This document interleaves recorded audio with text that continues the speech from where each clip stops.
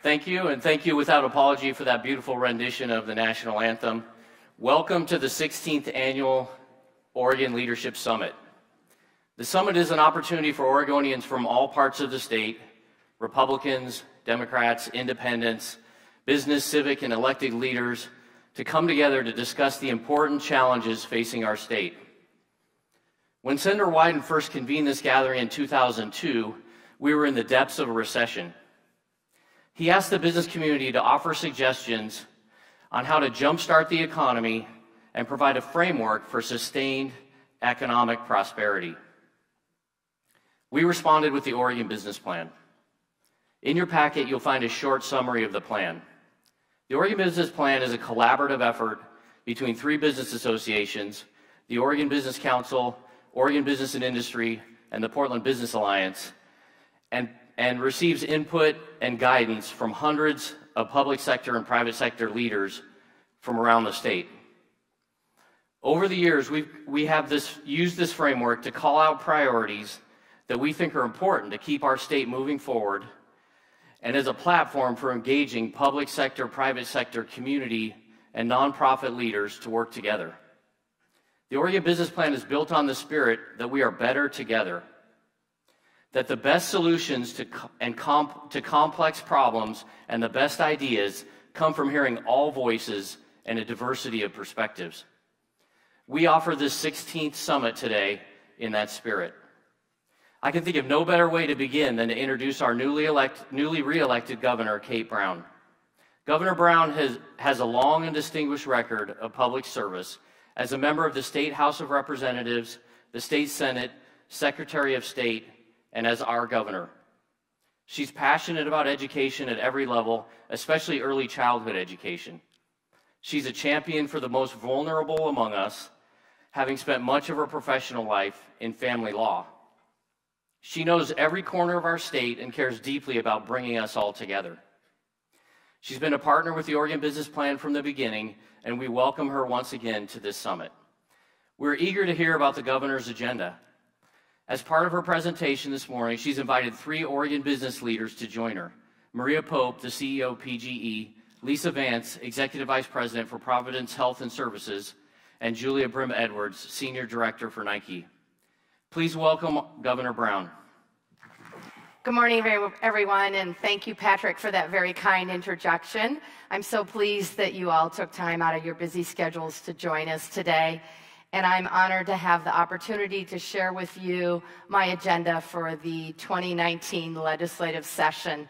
Helping me talk about the issues that I'm excited about are three panelists, and I'm very excited they were able to join us today. To my far left, I'd like to introduce Julia Brim-Edwards, the Senior Director at Nike. In her spare time, she also happens to serve on the Portland Public School Board. Maria Pope, CEO of PGE, and Lisa Vance, CEO of Providence Health. I understand that Lisa grew up in Oregon, and we're pleased to have her back and hope she plans to stay here for the long term. Well, this morning what I'd like to do is discuss the strategies that we are working on together to keep Oregon moving forward. I think it's important to understand that Oregon is really at a turning point.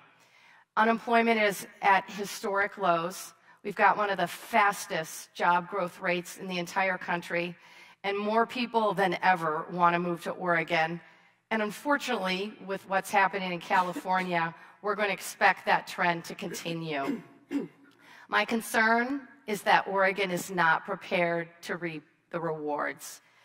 We need to figure out who we want to be over the next 20 years and whether we're going to tackle the difficult challenges facing Oregon or whether we're going to delay those difficult conversations for the future. The answer for me is really, really simple. I believe that the time is now. And I think Oregonians agree with that. So our economy gives us the best chance to make significant investments now in our children and families and keep Oregon moving forward. I think if we don't make these investments now, it's going to be incredibly difficult over the next couple of years.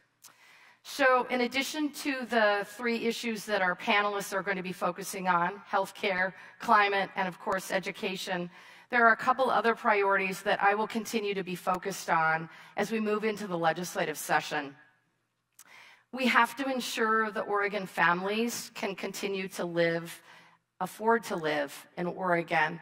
And in my budget proposal, I'm proposing that we invest $400 million in affordable housing, rental assistance, and helping people stay in their homes. My focus, is not too much of a surprise to anybody in this room, is on children and families. Oregon Public Schools say they have over 20,000 children that are housing insecure or homeless. We need to end that, and I need your help to make that happen. Thank you.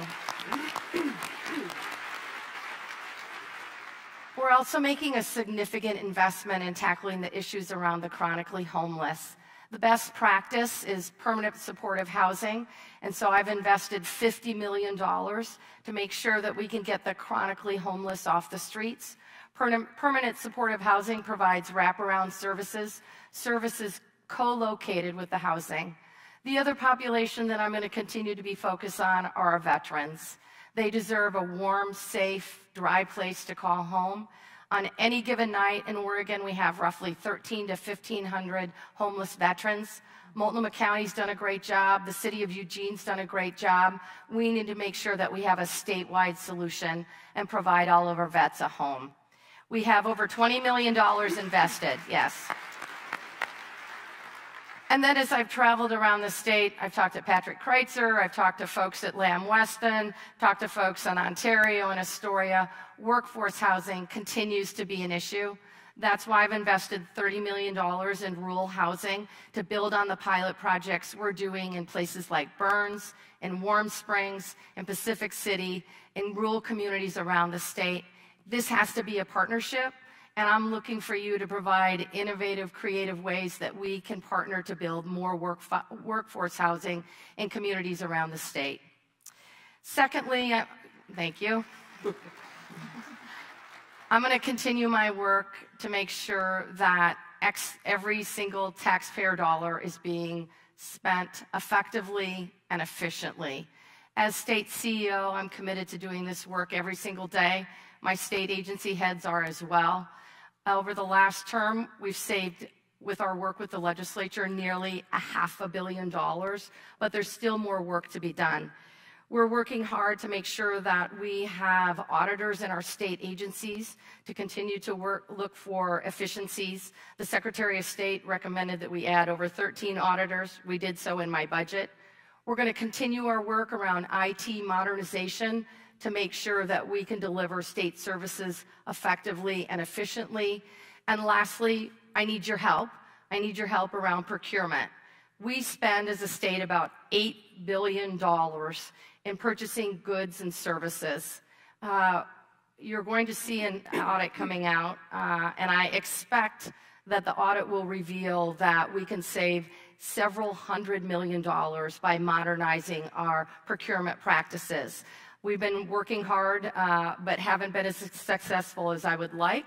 And so I need your help, and I look forward to partnering with you on this issue. Lastly, all the work we want to do will be difficult if we don't have a democracy that we are proud of. And so I'd love to work with you, the entire business community, on campaign finance reform. I'm sure you're tired of receiving calls from candidates asking for $50,000 and $100,000. I think we can work together to bring Oregon to reasonable campaign finance limits. We also, as we're modernizing our IT systems, yay, okay, I knew I'd get a few rounds of applause on that one. As we're modernizing our IT systems, I think it's critically important we weave in our automatic voter registration into those systems so that we can ensure that every eligible Oregonian has an opportunity to have their voice be heard. We're making great strides, but there's still more work to be done. So I think it's a surprise to anyone in this room that one of my top priorities for the 2019 legislative session is healthcare and making sure we have adequate funding for the Oregon Health Plan. Lisa and Providence have been really strong partners as we tackle our goals of achieving funding for the Oregon Health Plan for the 2019 session. There are a couple of issues I'm focused on: making sure that we broaden the funding base, making sure that we come up with a funding plan that lasts for more than 2 years so that we're not back at the table in 12 months. And I'm very committed to getting this done early in the session, and I'd love your help in doing that. But Lisa, I want to hear from you. What do you see as the role of the business community in making sure that every single Oregonian has access to health care? Yeah, thank you, Governor, and also I really appreciate being up here with my other two distinguished colleagues. And coming back to Oregon, I want to run out there for some reason. I'm still runway, but I'll stay seated. You know, what I really think we need to do in Oregon is face the facts that we need all of us to come together to solve this issue. This is not just healthcare's issue. This is everyone that touches our patients. It's no secret that healthcare is extremely complicated, it's expensive, and focused way too much on sick care. And one thing that I'm really proud of, and also that this work that we've been doing with Medicaid and the Oregon Health Plan, is begin to focus more on wellness and health and making care more affordable. So businesses, we really need businesses to provide also their own employees good health care benefits. You know, Providence is really privileged to serve the state, throughout the state, rural communities as well as urban. We have 8 hospitals, we have 100 health clinics, we have a health plan that serves in every one of our counties through the exchange, which is the only one today. We're also very committed to address the mental health crisis we have going on in this state, along with opioids. Some of the things that we've done are embed mental health professionals in our clinics, and we have the largest number of inpatient beds in the state today. We're really transforming healthcare delivery today by looking at what are ways we can spread expertise across the entire population. So some of the things that we're doing are telehealth. So we're able then to take expertise we might have in one of our urban settings and move it to our more rural settings to help drive down costs. We're also doing a lot more with digital. Now, wouldn't it be great to get a lot of your healthcare information on your phone? How many of you do your reservations for airlines on your phone? Your bank? Where's healthcare? We need to do something a bit more progressive. Talking a little bit about one of your priorities, which I'm so glad to hear you talk about, the Oregon Health Plan and Medicaid. Our caregivers see firsthand what would happen to families and children if they did not have the opportunity to have the Oregon Health Plan. 1 in 4 Oregonians rely on the Oregon Health Plan for care. Now, this might shock you. 1 of every 2 babies is an Oregon Health Plan baby. So to get that prenatal care and upfront care to assure that we're delivering healthy Oregonians is critical. We prioritize the Oregon Health Plan because it does provide that basic service of healthcare is a human right to us. And we want to make sure that that can happen. So Yay! So I think, as you've said, Governor, we so appreciate your making this one of your mandates and being at the table with many of you to actually work that through other healthcare systems as well as other businesses. That's just an important part of our future going together. But we know that Medicaid and the Oregon Health Plan will not alone address the needs of our patients that we see. The social determinants of health are critical as well, and I think we're going to hear a bit more from our other panelists. But housing, I'm so glad to hear that that is an absolute must for you, particularly for children and those with chronic homelessness, to get people off the street. We really appreciate the work, Julia, that you're doing to lead education in the city of Portland. And also for Maria, your work with making sure that we have focus on our climate change and our healthy environment. We have to address all of these issues together. It's not just one thing that will make a healthy Oregon. We need all of us to come together.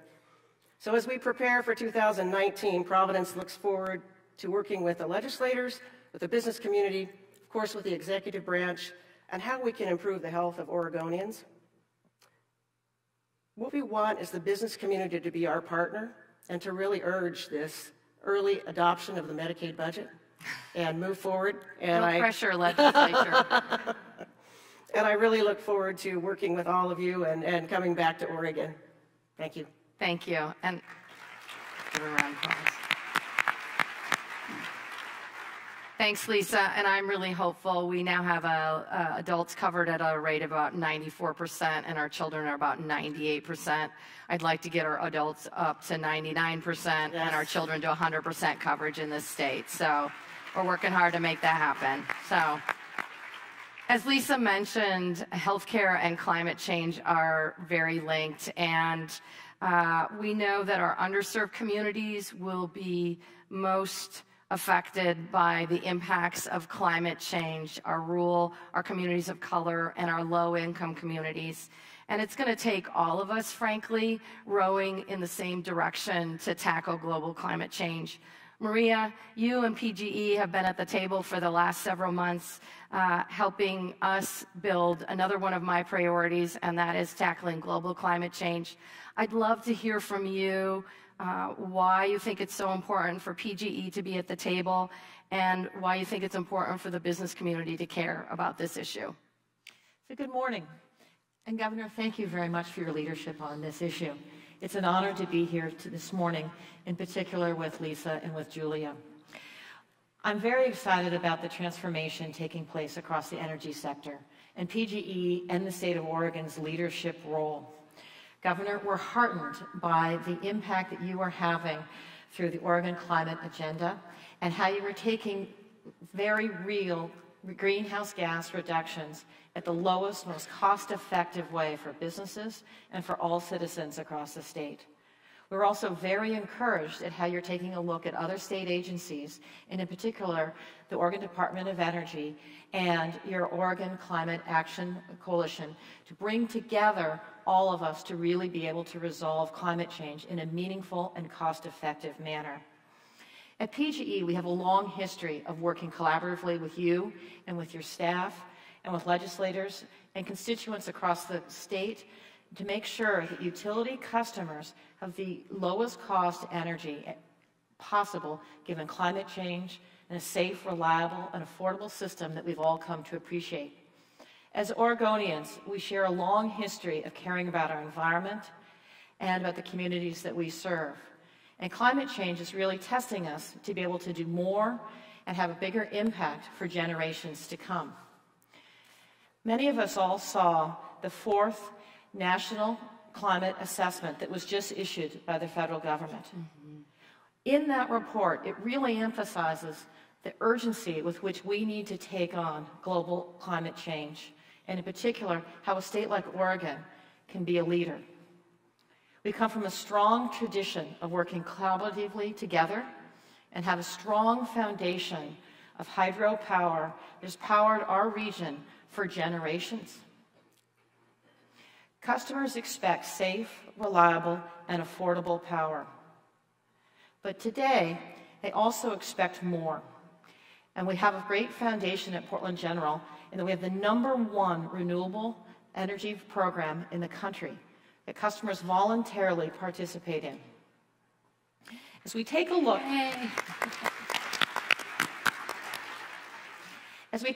at the transformation, over the last couple of years, the cost of technology have rapidly declined. The cost of communications rapidly declined. And what we can do under the digital world and with today's technology, we couldn't do even just a few years ago.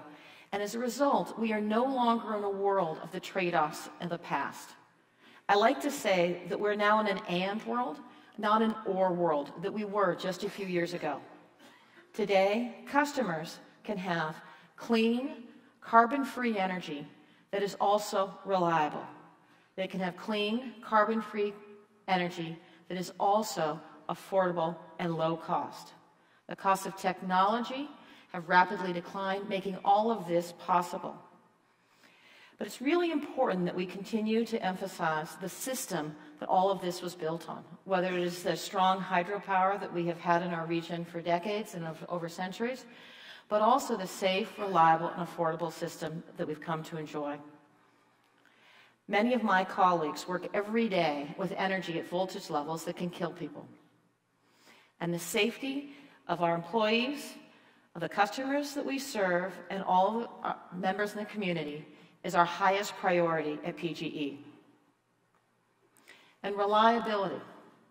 Reliability matters. even more so in our digitally interconnected world. You all have come to get the highest power quality, sometimes in the United States, in the Pacific Northwest region, and particularly it has brought high-tech companies and businesses to our region. And finally, affordability. Many of our customers struggle paying their bills every day. 20% make very real trade-offs between medicines for their children and clothing and other necessities. So it's very important that we're inclusive of every customer that comes to PGE and has been served by the company for over 130 years. Today, customers expect that we'll be leading in terms of climate change and reducing carbon. We've firmly committed to 80% reductions over the next couple of decades, and we've worked with, for the past year, Evolved Energy Research, the same group that the federal government commissioned in front of the United Nations, with three main focus areas for us. The first is to reduce the amount of carbon in our energy supply. The second is to expand the uses of electricity, because it is, even today, the lowest carbon-intensive energy resource available, and particularly, as the governor notes, into the transportation sector. And third is to continue the long history that we have as a region and as a utility for energy efficiency. Many of you may have seen Bob Jenks's charts, Bob from the Citizen Utility Board, who shows that PGE and Oregon have been national leaders in terms of energy efficiency over the last couple of decades. And finally, as we engage with the governor and her staff on the policy issues, it's very important that we have a couple of lenses that we look through. The first is the most cost-effective, significant ways of reducing carbon in our economy. The second is to allow us as a utility, PacifiCorp and other utilities, to be able to work with customers that want to go faster to 100% green energy. And then third is to make sure that we build upon that safe, reliable, affordable system that is increasingly needs to be secure from cybersecurity threats and resilient in the face of significant storms and natural disasters. And then fourth, to be able to partner with transit authorities and advance electrification of the transportation system. PGE just announced today an additional electrical avenue in East Portland to bring charging stations to that part of our community. We have relationships with Milwaukee, City of Hillsborough, with Salem, and with many others to make sure that we're able to expand electric transportation. And a terrific partnership with TriMet under Doug Kelsey's leadership, as well as with others in Salem and Wilsonville to bring electric buses. PG has been part of this community for over 130 years. We recognize that we are not a wealthy state, but we also know that working collaboratively, bringing all constituents together under your leadership, Governor, we can punch above our weight and make a real difference, not only for the region, but as an example to the rest of the country. So thank you. Thank you. Thank you, Maria. Thank you, and I really appreciate your collaborative approach, so thank you. I think the other issue that we absolutely need to tackle this legislative session is making sure that we fund our education system at a level our children deserve. And my goal as your governor is to create what I call a seamless system of education from cradle to career. And Julia, you've been very engaged in that conversation in your role at Nike as well in your role at the Portland School Boards. I'd love to hear your thoughts and your perspective and appreciate you joining us today.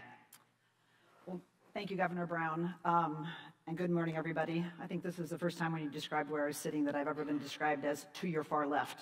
And I also want to thank...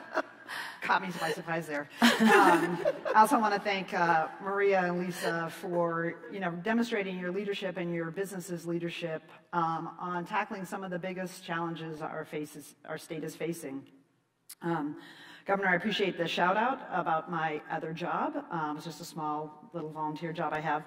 And I want to congratulate you on the rehiring by the voters for you for the next 4 years. We're looking forward to... Thank you. Looking forward to your 4 years of strong leadership at the helm of the state. Businesses and public education. You know, even in these politically polarizing times in our country, I believe that we as Oregonians share some common values.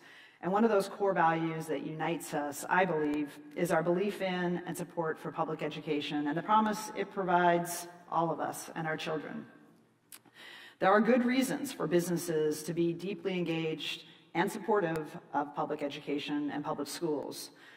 First, it's the foundation to individual prosperity and also to our state's economic future. What's the value to individuals? Well, it's key to individual prosperity in this rapidly evolving economy that we're in. I think today's workforce, they're truly going to need to be lifelong learners because of just the rapid changes and the acceleration of change within the economy and the skills and education people are going to need to be successful.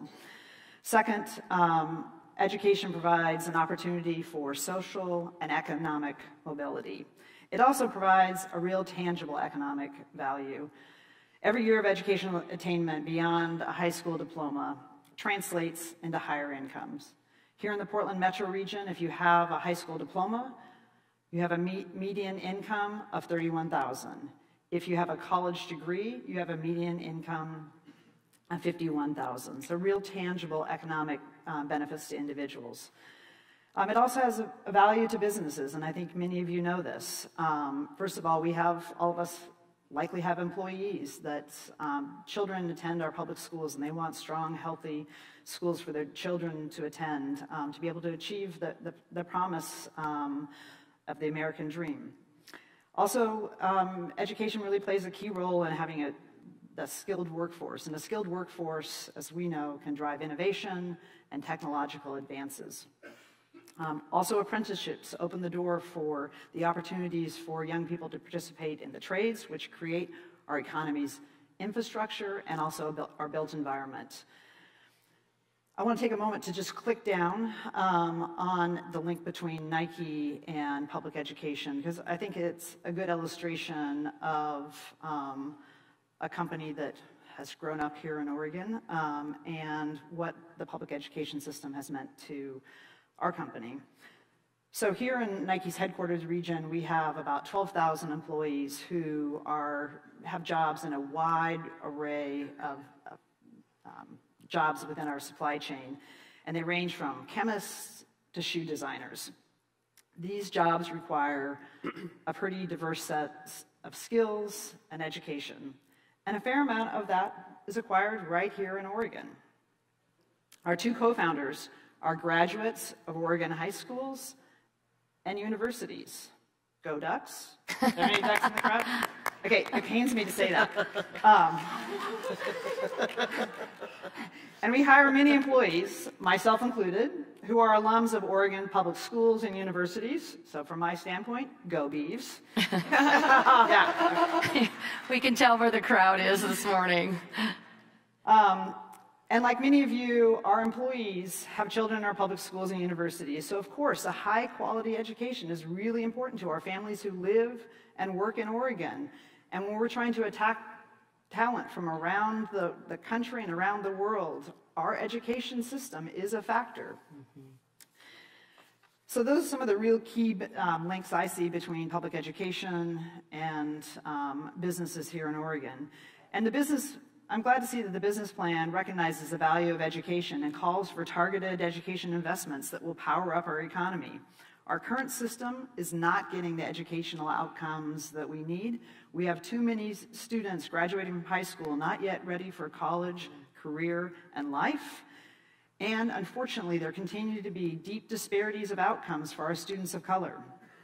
We need higher, not lower academic standards, and we need to support investments that are going to drive improvements. Governor Brown, last week you released your budget, and you went big in education.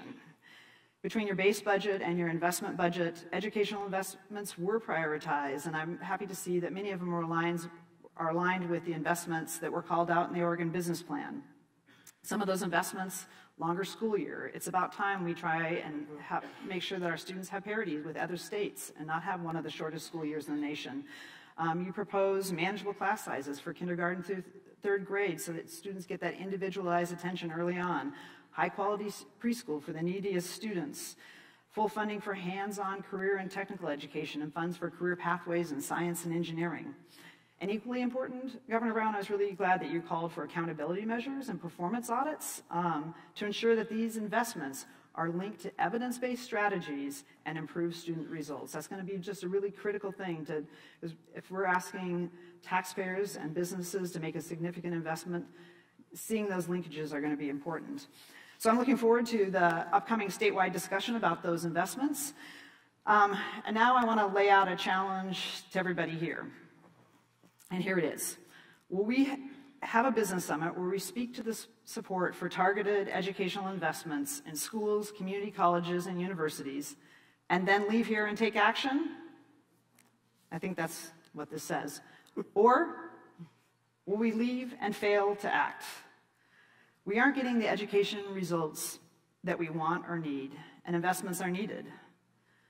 And I think as many people in this room know, we've studied, analyzed, and debated our revenue system for a long time, and the status quo really is untenable. Yes, cost-effective delivery of public services is important, as is addressing the unfunded liability of our state's pension system.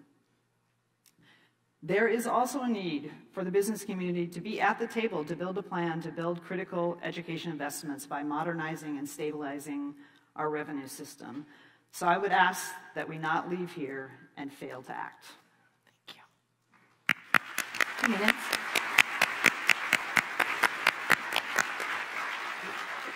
Thank you, Julia, and I think we can all agree that we need better outcomes in terms of our education system, as well as a higher level of accountability. And I was really pleased after my meeting last week with the superintendents. They're very excited about working on this plan, and they're working on their accountability plans as we speak. So I look forward to working with you and the business community as we significantly invest in our education system. I know our time is running short. I just wanted to throw out a brief question for all of our panelists. We have a number of huge challenges that we face during the 2019 legislative session and beyond.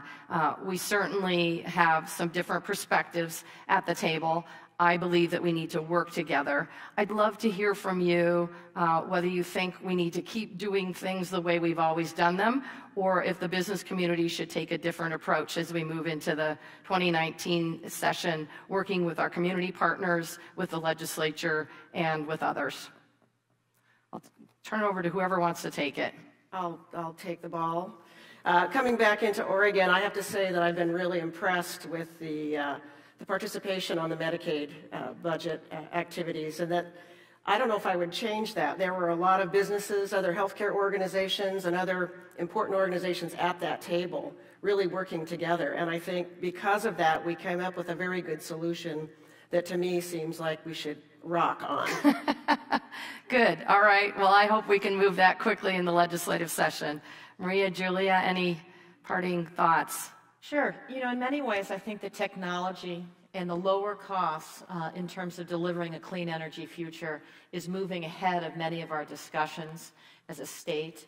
And there's very clear that the science, some of the work that's now coming out at the federal level and at the global environment, it's giving real call to action for all of us to work together and to use cost-effectively the lowest cost renewable resources in an integrated fashion, west-wide, with the lowest cost excess solar energy from Southern California to Arizona, combined with the hydropower of the Mid-Columbia and British Columbia, to bring to PG customers and utility customers across the state the lowest cost renewable energy to be able to transform our economy and to provide for this safe, secure, reliable system that all of your businesses and the citizens of the state have come to enjoy. Really, this is something that's very doable, and technology and costs have allowed us to be able to move forward in a very proactive fashion. So thank you. Thank you. Julia. So our first prominent athlete, Steve Prefontaine, was a rebel. And he disrupted the status quo. So I would say what I think we need to do heading into the legislative session, is disrupt the status quo. If we want to get the same outcomes, we'll continue to do the same things. From our standpoint, we're looking to find partners and find common ground in places where we haven't in the past. And last week we announced the formation of the Coalition for the Common Good, and it's a table with business and labor leaders at it that are looking at what things we have in common, not the things that divide us, but the things we have in common, and what things do we have in common that we believe about the future of our state, and what we want to see are aspirations for our state, and how can we work together to problem solve. Granted, it's unconventional, but I think we're going to be pragmatic and really try to drive different outcomes, because if we keep doing the same things, we're going to keep getting the same results, and I think we want something different. Thank you. Please, let's thank our panel. Thank you. I look forward to working with all of you and all of you to build a better Oregon. Thank you all for being here this morning, and have a great rest of your day.